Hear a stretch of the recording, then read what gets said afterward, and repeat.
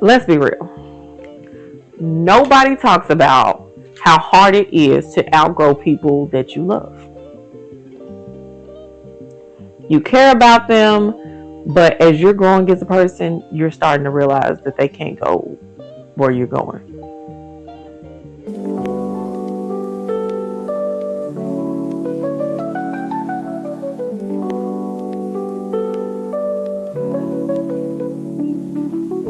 What's up, everybody? Welcome back to Thoughts with Dee. I'm your girl Dee, and today we're talking about something that I don't think we give enough conversation to. We're talking about what happens when you outgrow people that you love.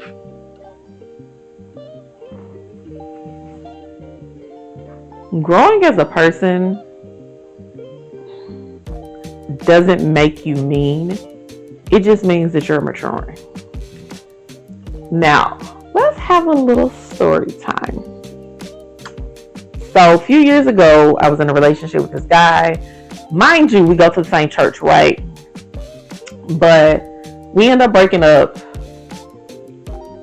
off of whatever he said. He broke up with me. And as I went through my grieving stages of the breakup or whatever, I took a step back from everybody and I started evaluating my life. Well, I know you're asking, Dee, what you mean? So I looked at our relationship.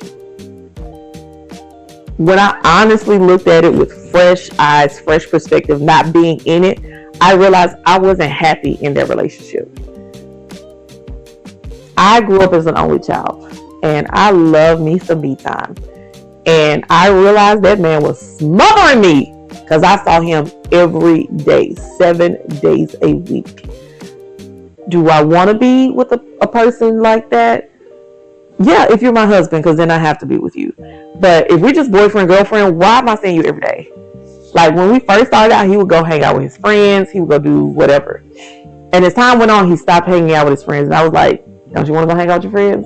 He used to have this Saturday morning cleanup routine. I'm like, don't you want to go clean up your apartment? He's like, no, I can do it later. Sir, I'm trying to say without saying to you, please give me some me time.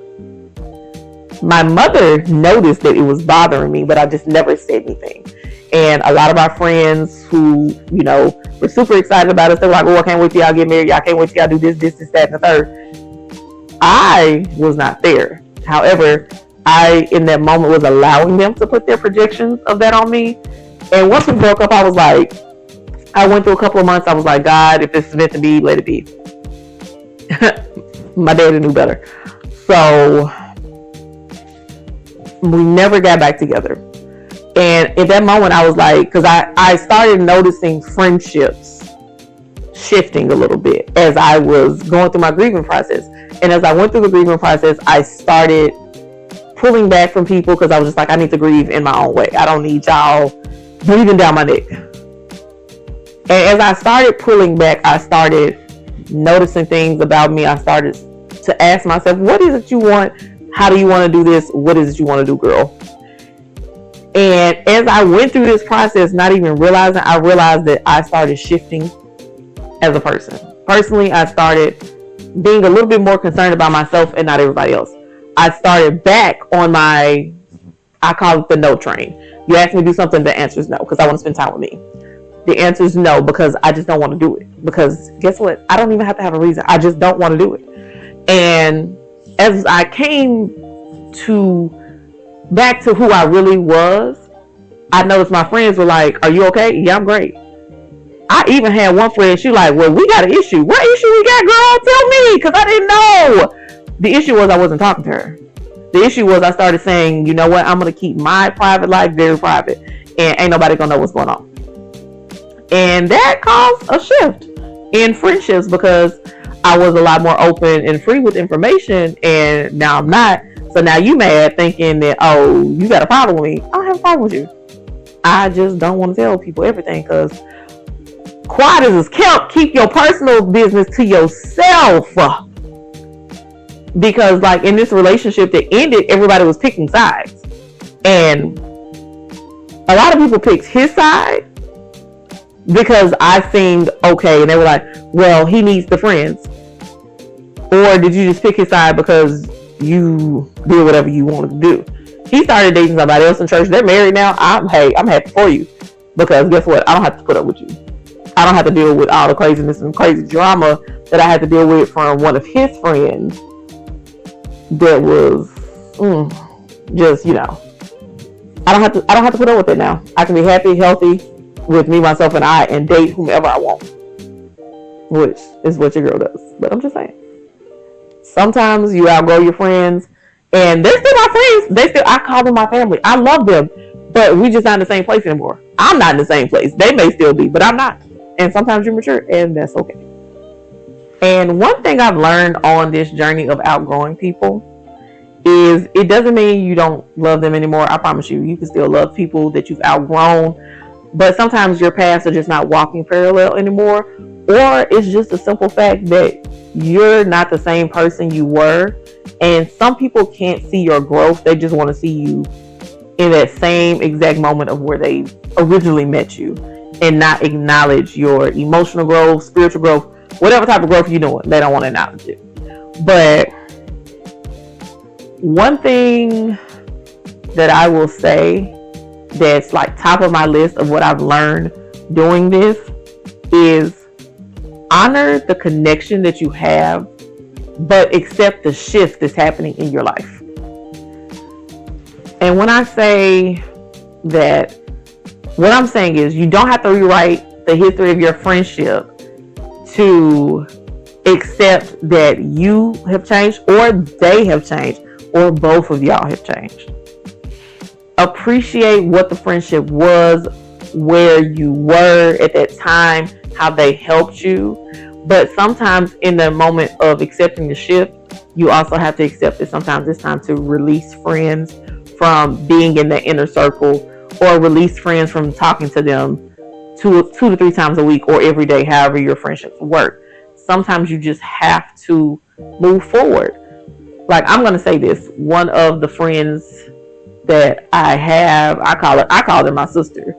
But once that breakup happened and I stopped telling her my business, I stopped allowing her to be in like my inner circle of thoughts, let's say it like that, I noticed things changed about her as it related to me, and I was just like, wow, that's crazy.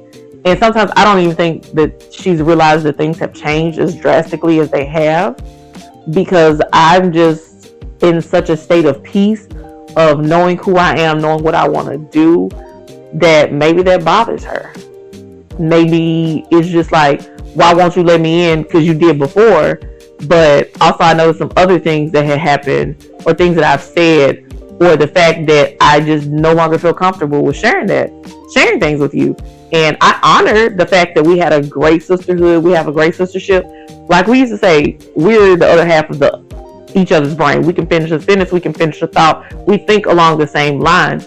But as I'm shifting and I'm growing in Christ and growing in certain parts of my relationship with myself, I'm changing, and I'm not the same person that you met. I'm not the same person that I was even 6 months ago. And that's okay, because sometimes you're going to evolve or devolve sometimes. It is what it is.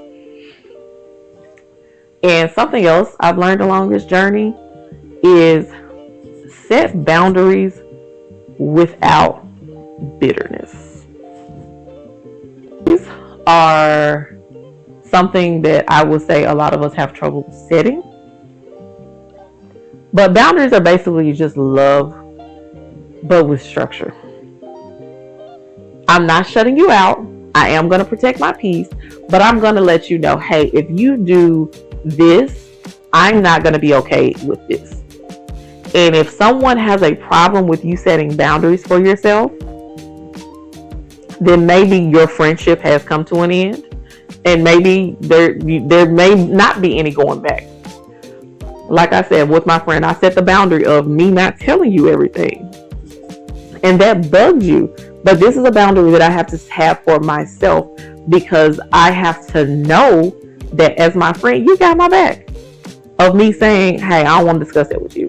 Yes, there are certain things that I will discuss with you, and there are other times where I'm like, nah, I'm not doing it at all. And if you're my good friend, you're my good sister, or whatever you want to call your friends, then you accept it, and I'm okay with it. And if they're not going to be okay with it, if they're going to make it a big deal, big issue, big whatever you want to call it, then maybe you need to pull back a little bit and reevaluate that friendship. And one other thing that I have learned with this whole situation of outgrowing friends is leave room for evolving relationships. Sometimes people or you can come back to a friendship. And I will say this, I call friendships relationships because these are platonic relationships. These are not romantic relationships. But you'll come back to the relationship in a new way. And that's okay. Growth isn't always permanent separation. Sometimes it's just a pause in your friendship and whatever's going on in your life. But sometimes you do have to pause because life be lifing, and it can take you over here when you were right here. You never know. In your growth journey, I will say this. Growth is going to cost you that comfort.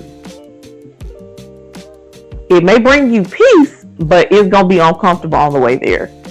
It was uncomfortable for me to be at church with these people, not my ex, because I promise you, if we done in the relationship, baby, I don't care no more. But it's uncomfortable to grow because you got to push yourself past the boundaries that you've had before. And it's different. You're not going to be comfortable. I was uncomfortable with these people picking sides when in reality, y'all know me longer. You've known me for years, but you picked this person you didn't know. And then when you pick the person sometimes that you didn't know, and you're like, oh, I'm gonna ride with this person. And then you see that person ain't really got nothing for you.